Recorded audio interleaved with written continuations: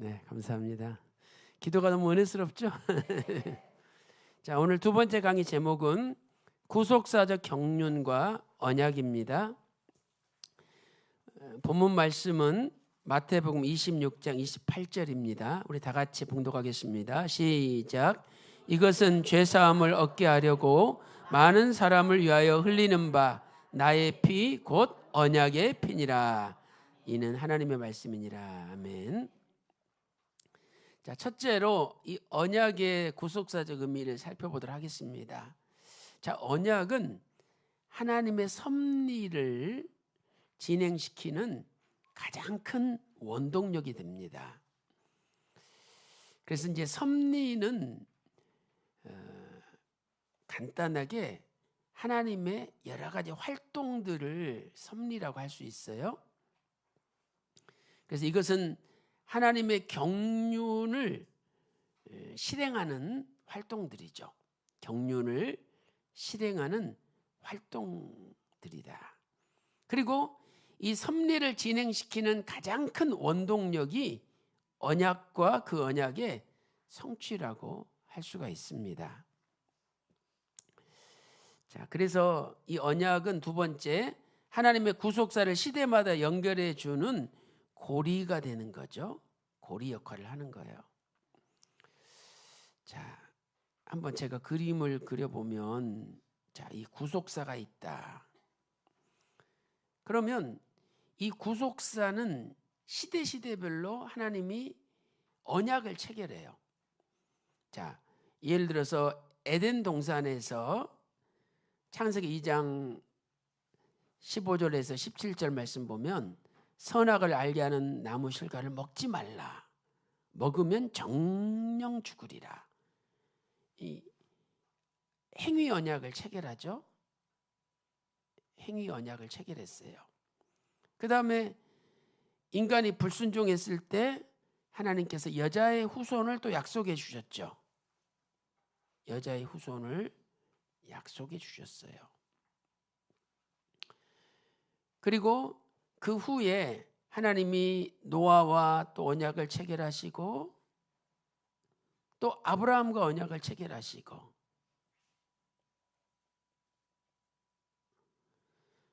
그 다음에 하나님께서 모세와 또 언약을 체결해 주셨죠. 그래서 모세와 시내산 언약, 모압 평지 언약을 체결했어요. 그리고 다윗과의 언약을 체결하시고 앞으로 예수님이 오실 것을 알려주셨죠. 그리고 그 후에 예레미야를 통해서 언약을 체결하시고 또 에스겔 선지자를 통해서 에스겔 평화 언약을 체결하셔요. 그리고 예수님이 이 땅에 오셔서 이제 새 언약을 성취시키는 거죠.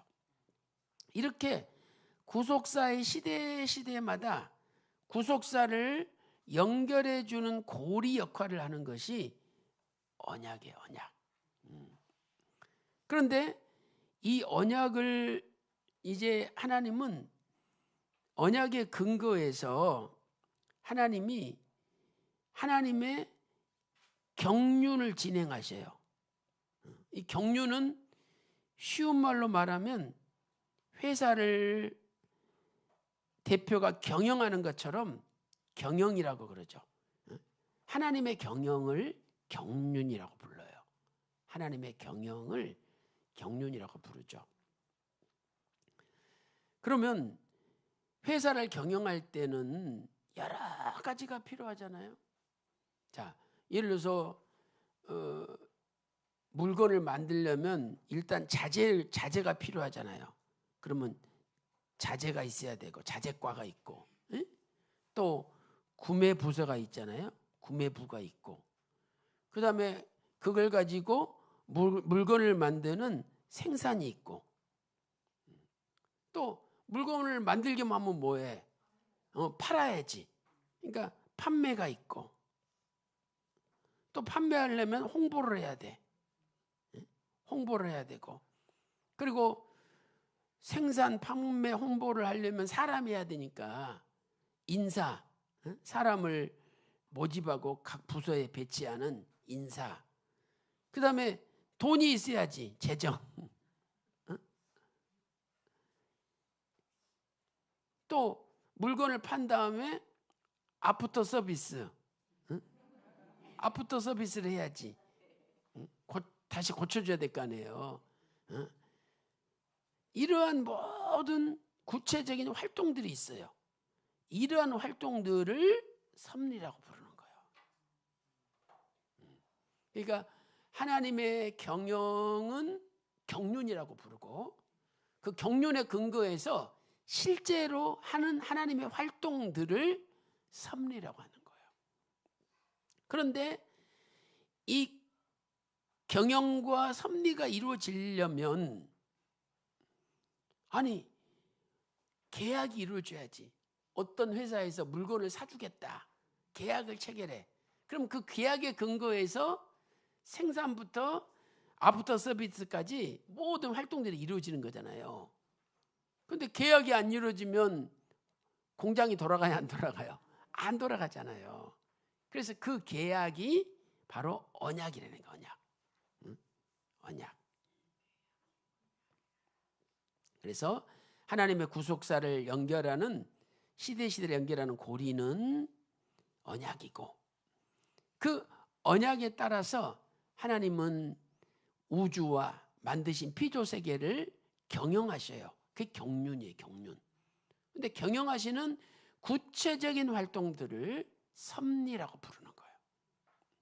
그래서 이 구속사는 언약과 경륜과 섭리가 아주 밀접하게 연결되어 있는 거죠.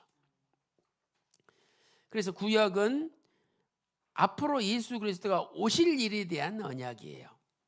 요한복음 5장 39절에 너희가 성경에서 영생을 얻는 줄 생각하고 이 성경을 상고하거니와 이 성경이 내게 대하여 증거하는 거라, 이렇게 말씀하고 있죠.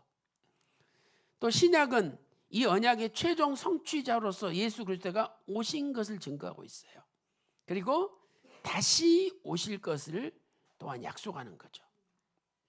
그래서 누가복음 24장 27절에 모든 성경에 쓴 바 자기에 관한 것, 그러니까 모든 성경이 예수님 한 분을 증거하고 있다는 거예요. 그리고 계시록 1장 7절에는 구름을 타고 오시리라, 이 재림에 대하여 약속을 하고 있는 거죠. 그런데 이 언약을 언약의 피라고 마태 26장 28절에 말씀하고 있어요. 그러니까 나의 피는 그냥 피가 아니라 언약의 피다. 그러니까 하나님의 언약을 성취시키는 피라는 거예요. 하나님의 언약을 성취시키는 피다. 자, 첫째로 예수님이 십자가에서 아낌없이 보배로운 피를 흘리신 것이 갑작스럽게 이루어진 일이 아니라는 거죠. 이미 약속되어 있었다는 거예요. 그러니까 언약의 피지. 십자가의 피는, 언약의 피라는 것은 이미 약속되어 있는 거예요.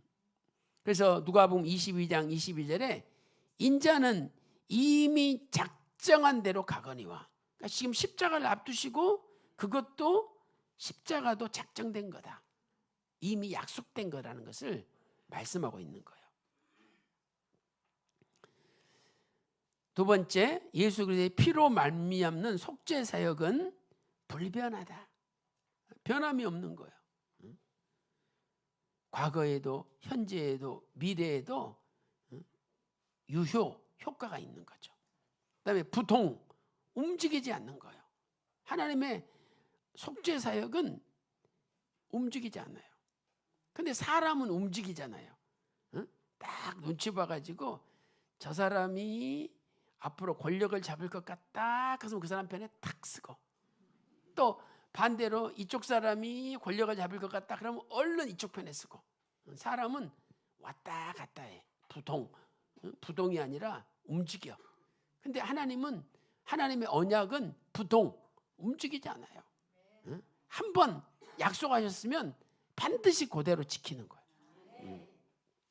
그래서 세 번째는 영원한 것이다. 불변, 부동, 영원한 것이다. 근데 이것은 모두가 자, 하나님의 속죄 사역은 불변이고 부동, 움직이지 않고 영원하다. 그런데 이 모든 속죄 사역은 아가페 사랑에 근거하고 있는 거예요. 이 아가페 사랑이라는 것은 희생적인 사랑이에요. 희생적인 사랑이다. 아무 조건이 없는 희생적인 사랑이죠. 무조건적인 사랑이에요. 아니 여러분들 왜 여러분 자식들 사랑합니까? 조건이 없어. 그냥 무조건적으로 사랑하는 거예요. 나도 모르게 사랑이 나오는 거예요.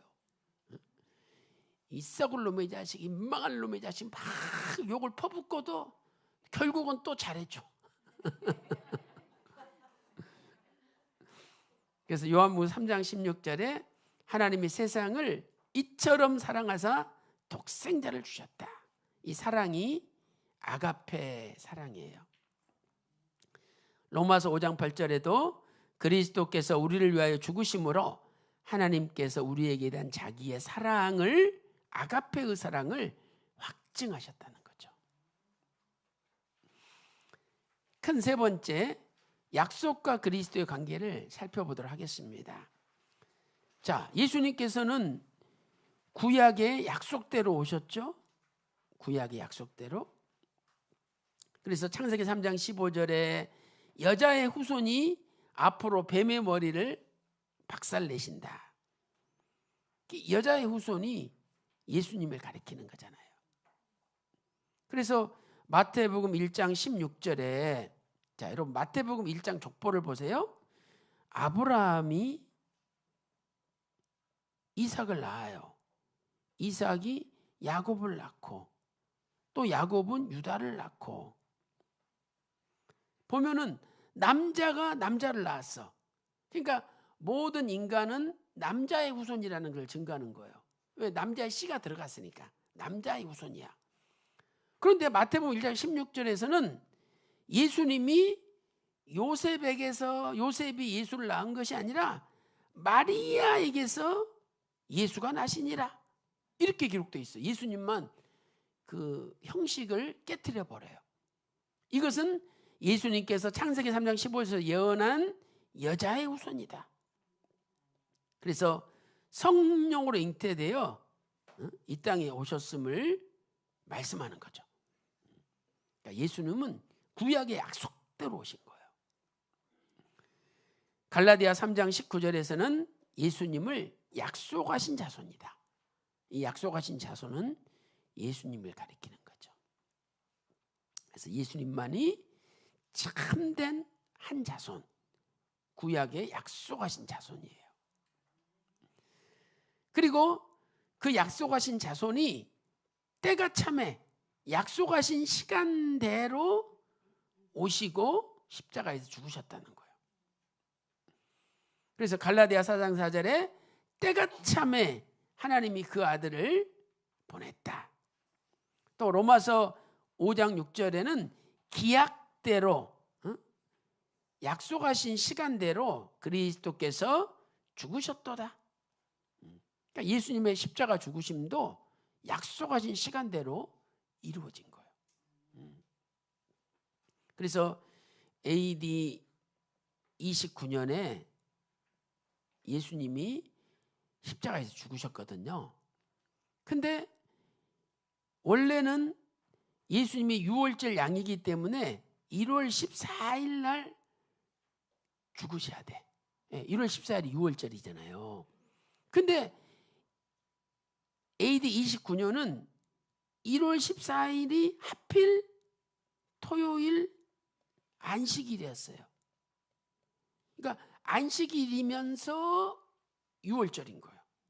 근데 안식일 날은 아무 일도 해서는 안 되잖아요. 그러니까 유월절을 제대로 지킬 수가 없어. 그래서 이렇게 안식일과 유월절이 겹칠 때 이 안식일을 큰 안식일이라고 부르는 거예요. 큰 안식일. 그래서 요한복음 19장 31절에 예수님이 십자가에 죽으시는 그 해는 그때는 큰 안식일이다. 안식일이 크다. 분명히 성경에 기록되어 있어요. 요한복음 19장 31절에. 그래서 예수님이 하루를 땡겨가지고 1월 13일 날 금요일에 십자가에서 죽으신 거예요. 그런데 놀랍게도 예수님이 주전 1445년 출애굽한 지 2년째 1월 13일 날 위임식을 했거든요. 대제사장 위임식을 했어요. 그것은 참 대제사장이신 영원한 대제사장이신 예수님께서 1월 13일 날 죽으실 것을 미리 알려준 거예요.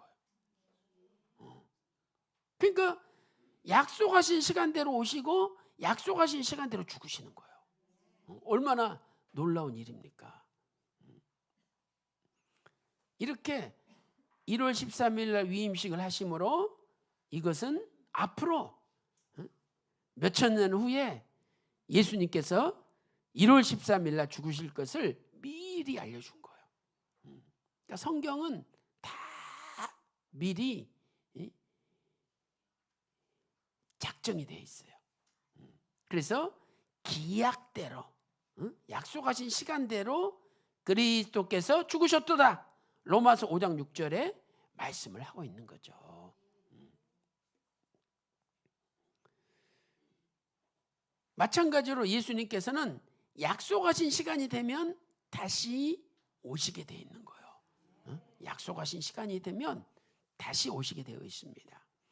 디모데전서 6장 15절 말씀 보세요. 기약이 이르면 약속하신 시간이 이르면 하나님이 그의 나타나심을 보이시리니 이것은 예수님의 재림을 말씀하는 거예요. 그래서 오늘 우리도 그 약속하신 시간을 기다리며 살아야 되죠. 자, 남편이 집이 너무 가난해서 저 중동에 건설 노동자로 집을 떠났어. 그래서 그 남편이 너무 보고 싶고 그리워. 근데 남편이 매달마다 거기서 돈을 벌어가지고 그 뜨거운 태양 밑에 장렬한 태양 밑에서 돈 벌어가지고 돈을 집에다 붙여주는 거예요. 그렇게 한 달, 두 달, 1년이 지났어. 그러니까 신기하게 이제 남편은 안 보고 싶고 매달 그 돈 오는 것만 기다리죠.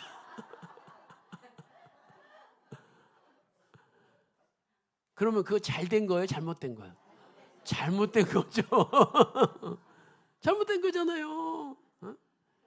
그러니까 우리도 내가 진짜 지금 예수님의 재림을 기다리잖아. 그러면 늘 예수님이 보고 싶고 예수님 빨리 오시는 것을 기다리는 마음이 있어야 돼. 근데 그 마음이 사라졌다면 나한테 지금 신앙에 문제가 있는 거예요. 문제가 있는 거야. 남편은 보고 싶지도 않고 매달 통장에 들어오는 돈만 기다려. 아니 왜 오늘 돈 들어온 날인데 안 들어왔지? 하루 이틀 늦게 돈이 그 달 따라 들어오는데 오늘 돈이 안 들어왔어. 왜 돈 안 들어오지? 그것만 기다려. 이게 잘못됐다 이 말이에요.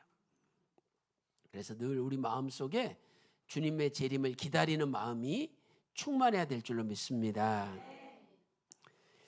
자, 네 번째 언약의 원어적인 의미를 보면은요. 히브리어로는 베리트라 그래요. 베리트. 이것은 자르다 또는 쪼갠다라는 뜻을 가지고 있어요. 영어로는 to cut off. 자르다, 쪼갠다. 그래서 고대 근동 지방에는 재물을 이렇게 둘로 쪼개. 그래가지고 이 쪼갠 재물 고기 사이로 언약의 당사자 둘이 지나가는 거예요. 이것은 너와 내가 생명을 걸고 약속했다. 만약에 이 약속을 어기면 둘 중에 하나는 짐승이 쪼개지듯이 죽는다. 이런 의미가 담겨 있는 거예요. 그런데 횃불 언약을 체결할 때는 아브라함은 안 지나가고 하나님의 임재를 나타내는 횃불만 싹 지나갔어. 이것은 하나님이 자신의 생명을 걸고 이 약속을 이행하겠다는 그 확증이죠. 생명을 걸고 이 언약을 이행하겠다, 지키겠다는 거예요. 그래서 예수님이 십자가에서 죽으신 거죠. 자, 옛날 근동에서 파기되어서는 안 되는 아주 중요한 계약을 맺을 때에 짐승을 죽여서 쪼개어 양쪽으로 나누어 놓은 데서 유리한 말이죠. 창세기 15장 10절에도 아브라함이 그 모든 것을 취하여 그 중간을 쪼개고라고 기록되어 있잖아요. 자, 이것은 만약 계약 당사자들이 약속을 지키지 않을 때는 짐승처럼 쪼개물 당한다는 의미죠. 자, 예레미야 34장 18절 20절 말씀 보세요. 송아지를 둘에 쪼개고 그 두 사이로 지나서 내 앞에 언약을 세우고 그 말을 실행치 아니하여 내 언약을 범한 너희를 언약을 범했다는 거예요. 그래서 결국은 너희 생명을 찾는 자의 손에 붙이리니 너희 시체가 공중의 새들과 땅 짐승의 식물이 된다. 그러니까 언약을 어기면 죽는다는 거예요, 지금. 그런데 횃불 언약을 체결할 때 쪼갠 고기 사이로 횃불만 지나갔다. 창세기 15장 17절 보세요. 타는 횃불이 쪼갠 고기 사이로 지나더라. 그런데 이 타는 횃불은 하나님의 임재를 나타내는 거죠. 그래서 하나님만 지나갔다는 거예요. 아브라함은 안 지나가고. 이것은 하나님의 생명을 걸고 이 언약을 이행하겠다고 약속하신 거죠. 그래서 이사야 62장 1절에 예루살렘의 구원, 하나님의 구원이 횃불같이 나타난다. 또 이사야 10장 17절에 그 거룩한 자는 불꽃이라. 거룩하신 하나님이 횃불이라고 말씀을 하고 있습니다. 그러므로 횃불 언약은 하나님께서 자신의 생명을 걸고 약속하신 언약으로 어디에서 성취가 되었어요? 십자가에서 성취가 된 거죠. 그래서 사도행전 20장 28절에 자기의 피로 사신 교회라고 말씀을 하고 있는 겁니다. 그 다음에 이제 이 언약은 헬라어로는 디아데케예요. 디아데케. 여기서 디아라는 말은 둘이란 뜻이에요. 숫자 둘. 그 다음에 데케는 티데미에서 유래가 되었는데 티데미. 그래서 이 티데미는 놓다, 배열하다 이런 뜻이에요. 그러므로 둘 사이에 놓여진 것. 항상 언약은 계약서를 체결하면 하는데 그 계약서가 양 당사자 사이에 놓여져 있잖아요. 그래서 디아데케라는 단어를 써요. 그러니까 이 당사자 한 분은 하나님이시고 또 한 사람은 우리 인간이라는 거죠. 그런데 이 디아데케가 신약 성경에서는 유언을 가리킬 때 사용되었어요. 그러니까 유언은 한 사람이 죽으면서 일방적으로 남기는 거잖아요. 그러니까 십자가에서 예수님이 죽으시고 우리에게 유언을 남기셨다는 거죠. 자, 디아데케는 신약 성경에서 유언이라는 의미로 사용되기도 했다. 히브리서 9장 16절 유언은 유언한 자가 죽어야 되나니 디아데케죠. 또 유언은 그 사람이 죽은 후에야 견고해진다라고 말씀하고 있죠. 그래서 유언은 죽는 사람이 남은 가족에게 일방적으로 남기는 거예요. 이것은 하나님의 언약은 하나님의 일방적인 주권 속에서 이루어졌음을 뜻하는 거예요.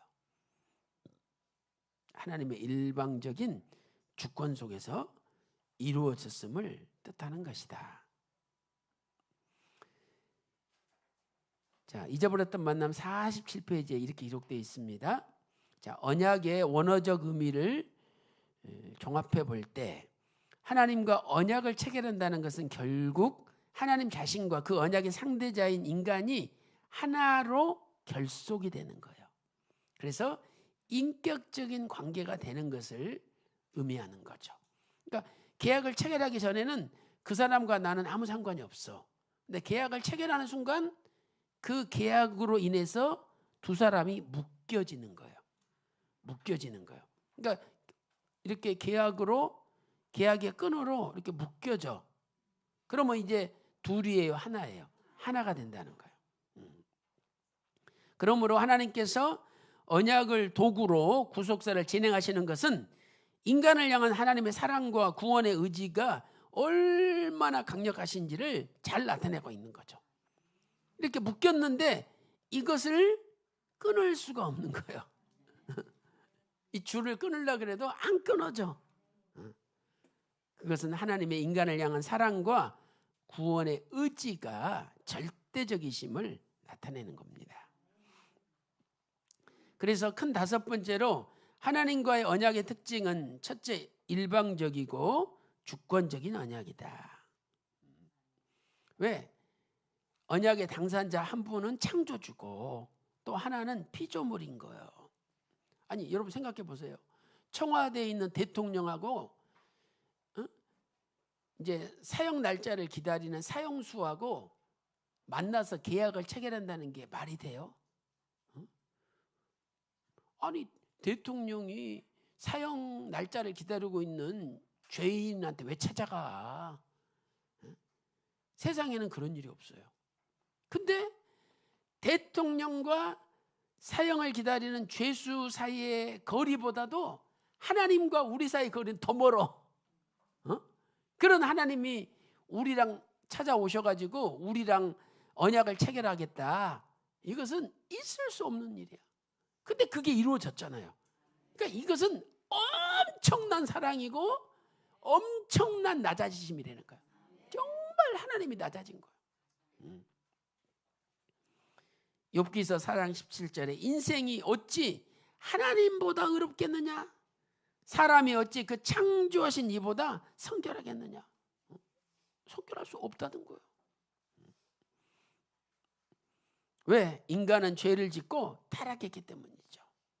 그래서 로마서 3장 10절에 의인은 없나니 하나도 없으며 또 로마서 3장 23절에 모든 사람이 죄를 범하였음에 하나님의 영광이 이르지 못한다는 거예요. 인간은 하나님과 언약을 체결할 수 있는 자격을 상실했어.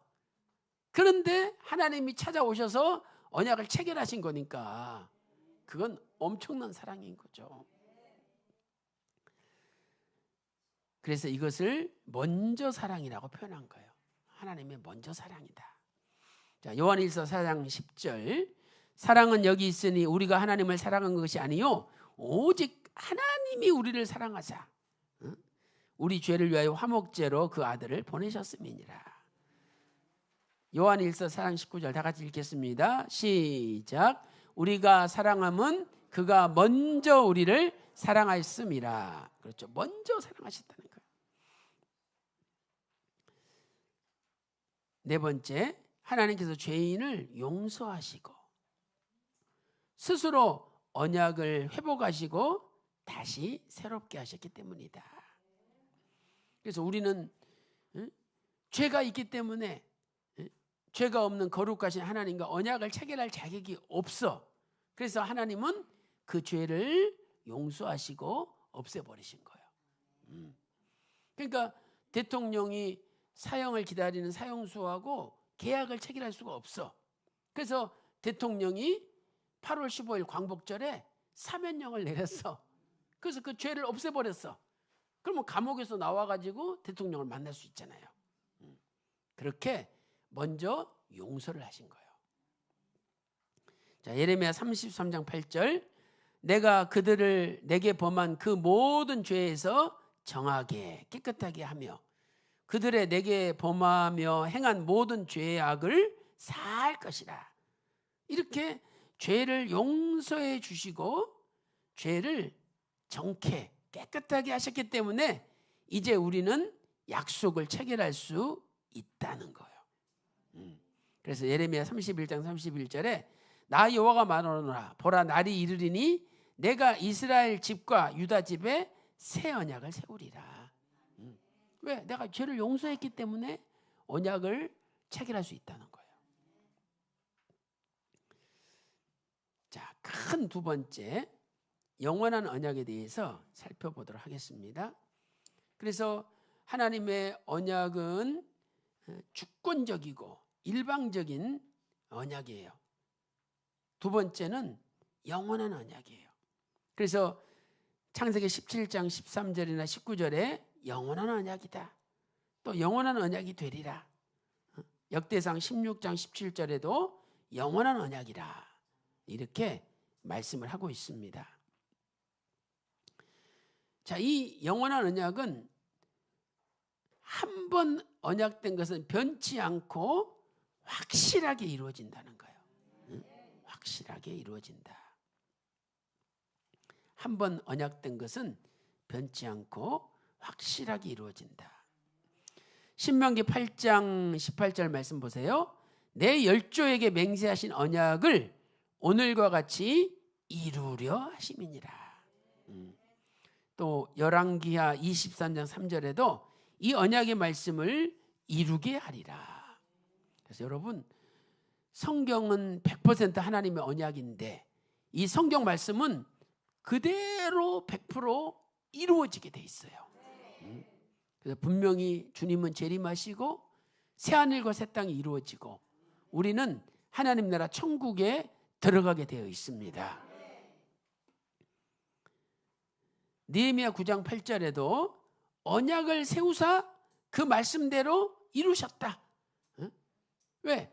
이 언약은요, 이제 우리가 한문을 쓸 때도 말씀 원자가 들어있잖아요. 말씀 원자가 들어있거든요.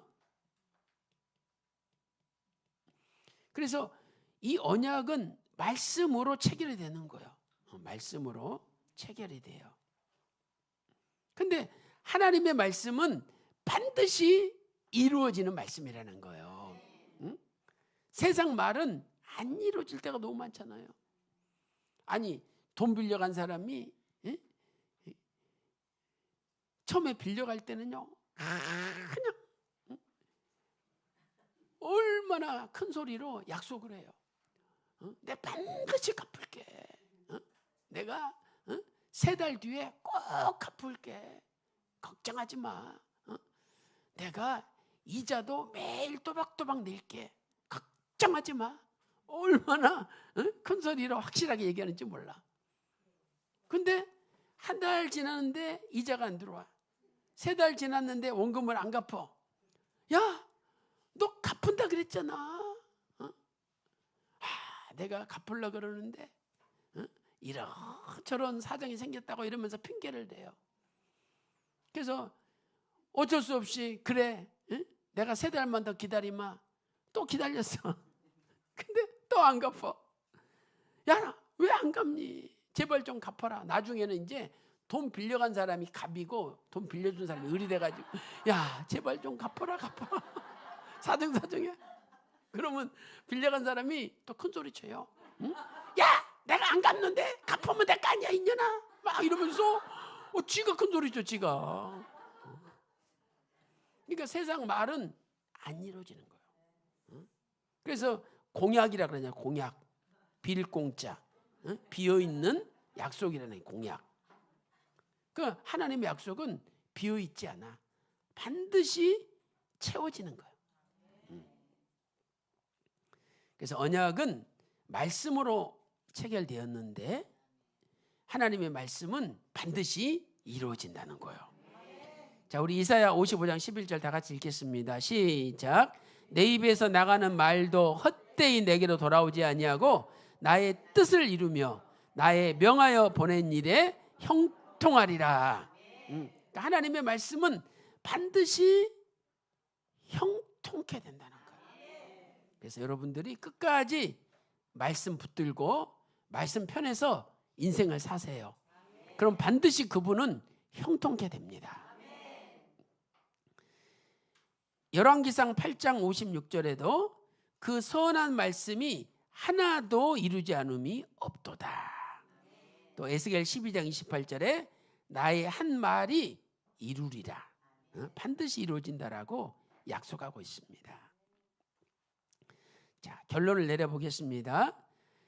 하나님의 언약은 인간의 어떤 환경이나 시간의 흐름에 따라 변동하지 않고 또 결코 무효하거나 공허해지지 않는다는 거예요. 공약이 안 된다는 거예요. 또 중간에 취소하거나 소멸되지도 않는 확실한 것입니다. 이 세대가 다 지나가기 전에 그 계획하신 바를 역사 속에서 반드시 성취하실 것입니다. 그래서 그 말씀은 정확하게 이루어지되 지체되지 않을 것입니다. 그래서 하박국 2장 3절에 지체되지 않고 정령 이루리라 말씀하고 있습니다. 그러므로 우리의 남은 생에 사람 말 듣고 사람 말에 붙잡혀 살지 말고 하나님 말씀만 붙잡고 하나님 말씀만 믿고 살아갈 때에 말씀대로 형통케 되는 역사가 이루어지시기를 주님의 이름으로 축원합니다. 자, 우리 이 시간 통성